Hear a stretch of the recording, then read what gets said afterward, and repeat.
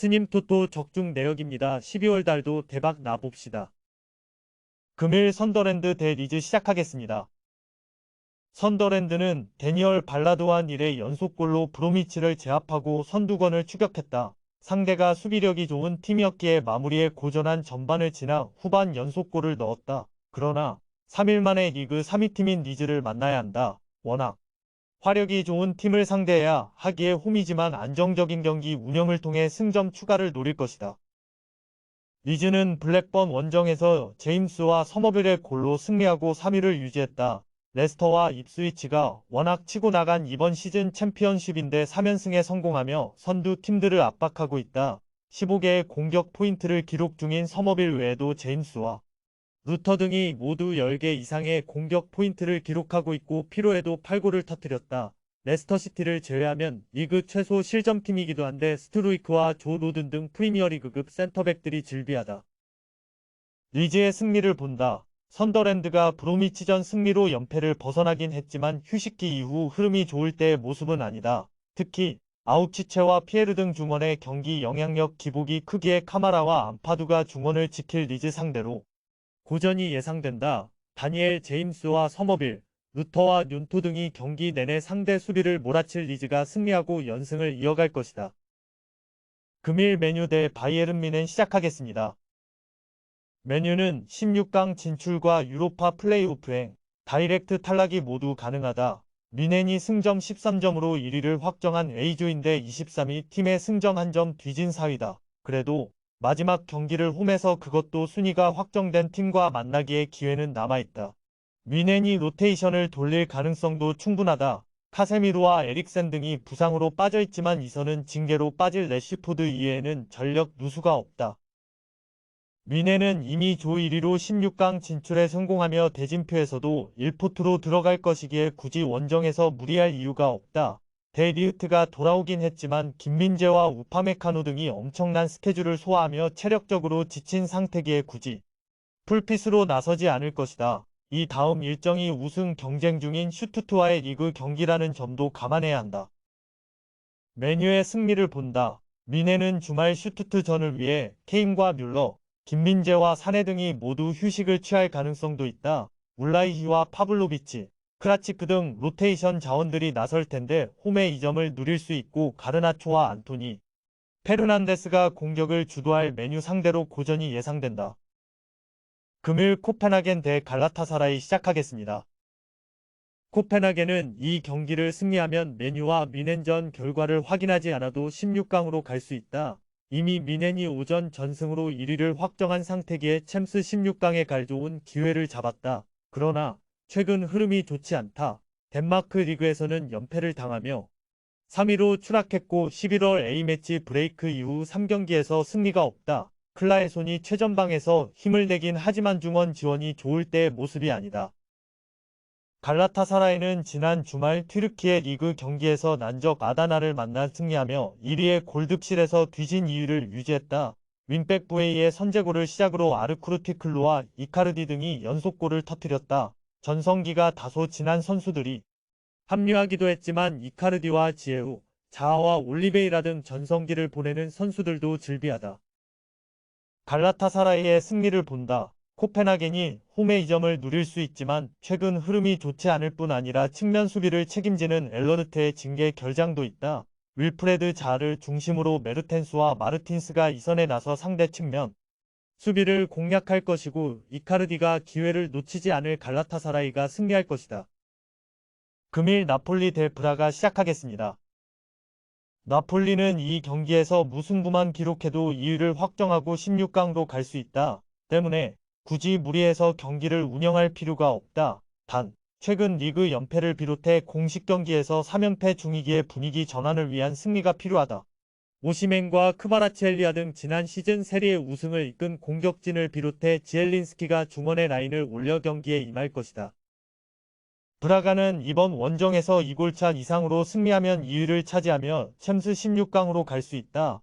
같은 승점이 되지만 상대 전적에서 앞서며 2위가 될 수 있다. 때문에 원정이지만 경기 내내 공격적인 경기 운영으로 나서야 한다.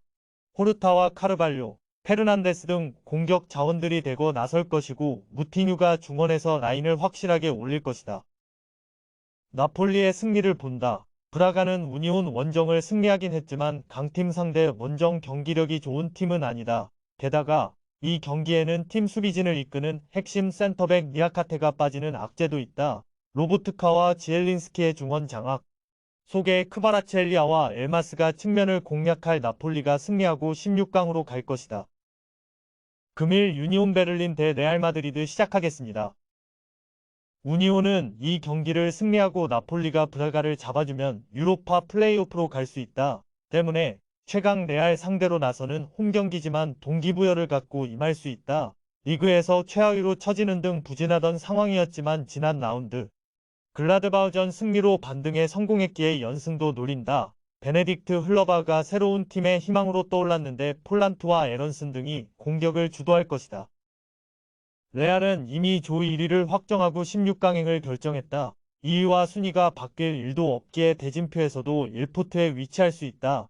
때문에 큰 의미 없는 이번 일정에 어느 정도 로테이션을 가동할 수 있다. 지난 주말 리그 경기에서 베티스와 비겼기에 리그도 신경 써야 하는 상황이다. 호드리고와 벨링엄, 발베르데 등이 벤치에 머물고 파스와 곤잘레스, 곤살로 가르시아 등이 이번 원정에 먼저 출전할 수 있다. 접전을 본다. 레알이 로테이션을 가동할 수도 있지만 나초 페르난데스와 리디거가 나서는 수비 라인은 건재하다. 또 세바요스와 토니 크로스 등이 중원을 지켜낼 것이기에 우니온의 공세를 막아낼 것이다. 홈팀이 공격을 주도할 수 있겠지만 레알이 탄탄한 수비로 승점 한 점을 챙길 것이다. 금일 인터밀란 대 레알 소시에다드 시작하겠습니다.